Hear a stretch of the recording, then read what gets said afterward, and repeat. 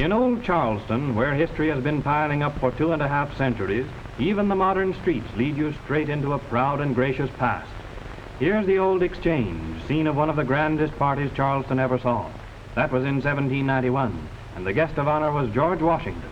The folks down here have a slogan, Charleston, America's most historic city. They even have a city hall that dates from 1801. As we approach City Hall Park, we have our first glimpse of the famous wrought iron gateways of Charleston, the finest specimens in America of a handicraft that nobody seems to have time to practice nowadays. Sir William Pitt, in stone and without his arms, stands in the park. This was the great man who stood up in the House of Commons and rejoiced that the colonists had resisted the mother country.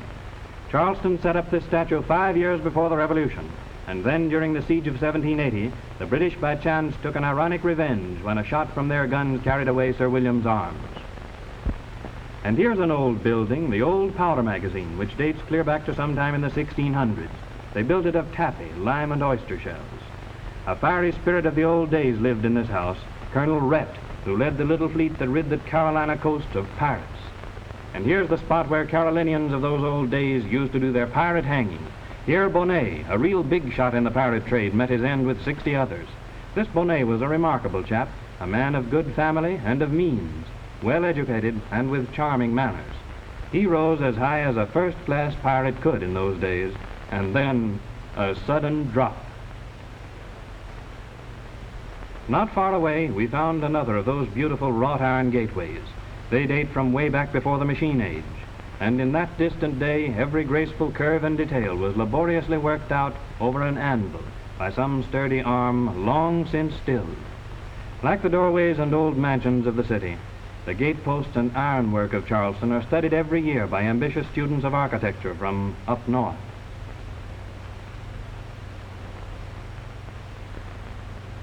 This old house, 20 years older than our republic, is remarkable for housing invading commanders, Sir Henry Clinton and Lord Cornwallis during the Revolution, and a Yankee general during the dark days of '65. Everywhere is an old-time, almost an old world, charm and quaintness.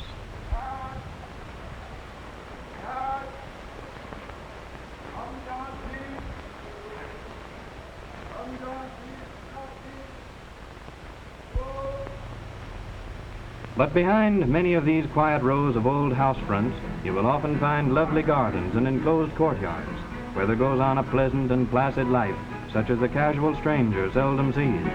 And everywhere, of course, the Negroes. And everywhere you have Negroes, you'll have music.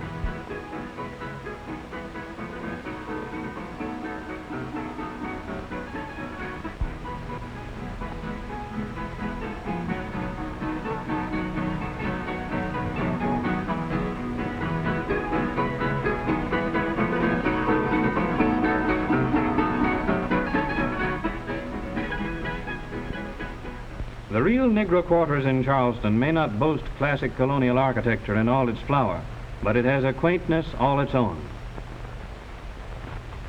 Somebody has called Charleston the most civilized city in the United States, and in one way at least it is a highly civilized place. For here, where tradition reigns supreme and the possession of a proud old name is the finest thing a man can have, money means little. That is, it's useful enough, heaven knows, but it won't buy respect or social position.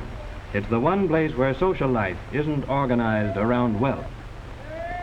Charleston is a city with a voice all its own, a place with a distinctive rhythm.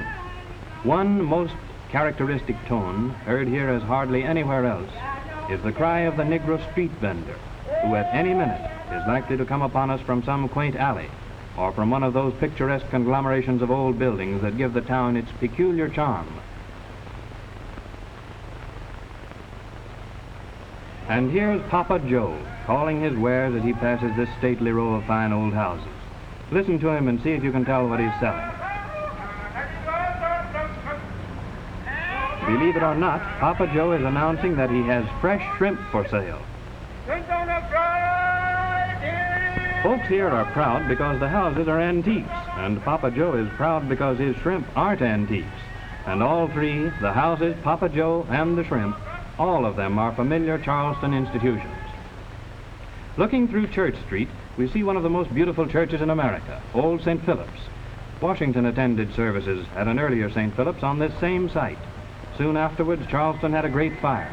A blaze broke out in the steeple, and the church was saved only by the courage of a Negro sailor, who climbed to the top of the steeple and tore away the burning shingles. They gave him his freedom, a purse of money, and a fishing boat. In 1835, there was another fire, but the Negro sailor wasn't on hand this time, and old St. Philip's burned to the ground. The present church is rounding out its first century, so I guess it's all right to call it Old St. Philip's. They call St. Philip's the Westminster of the South, because so many of the gallant men of our heroic early days lie at rest here. You won't find General Gadsden's grave, because in his will he directed that it be leveled and left unmarked. He added that he disliked ostentation of any kind. William Rhett, who caught all those pirates, rests here, and John C. Calhoun, pride of Carolinian statesmanship. And this is the grave of Edward Rutledge. The extraordinary thing about Edward Rutledge's tombstone is that it goes into great detail as to that gentleman's virtues and achievements, and Rutledge was a very able citizen, but it doesn't say a word about his being one of the signers of the Declaration of Independence, which after all is his chief claim to the attention of posterity. Rutledge, along with two other signers, Middleton and Hayward, was an early patron of Charleston College, the alma mater of a long line of Carolina's leaders.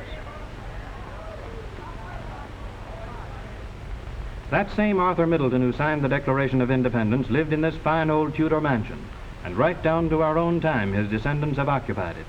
Arthur Middleton died at the early age of 45 and rests in a tomb on the estate, secure in his fame as an ardent patriot and an elegant and accomplished gentleman. To beautify their place, the Middletons brought over two English landscape gardeners. This was nearly 200 years ago, and today the famous Middleton Gardens look pretty much the same. The finest collection of azaleas in America is here, and moss-laden live oaks, which not only make this a fairyland of beauty, but which have a fine tradition clinging to them. For it was here that the fine gentlemen of Charleston, patriots all, met to plot the revolution, and here Francis Marion enrolled his daring band of raiders.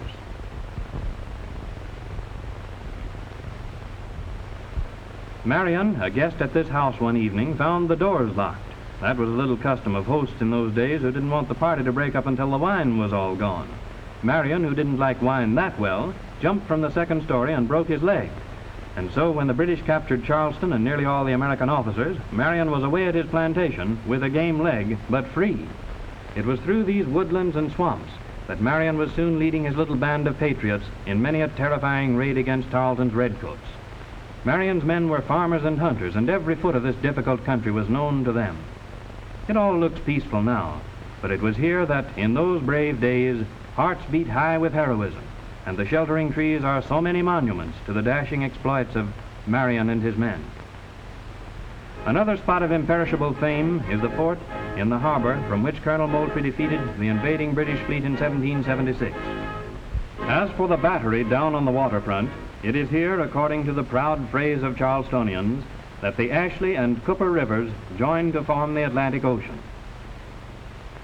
And now for our last glimpse of Charleston, a gracious old city where memories and traditions live and thrive in a congenial air. Old St. Michael's Church, which you see there, has watched over centuries of our old South, the South that Washington and Lafayette knew, the South of Calhoun and Wade Hampton, the South of today, rich in its heritage of great men and great deeds. Let's join those old chimes of St. Michael's in saluting a city where romance and sentiment and heroic memories have reality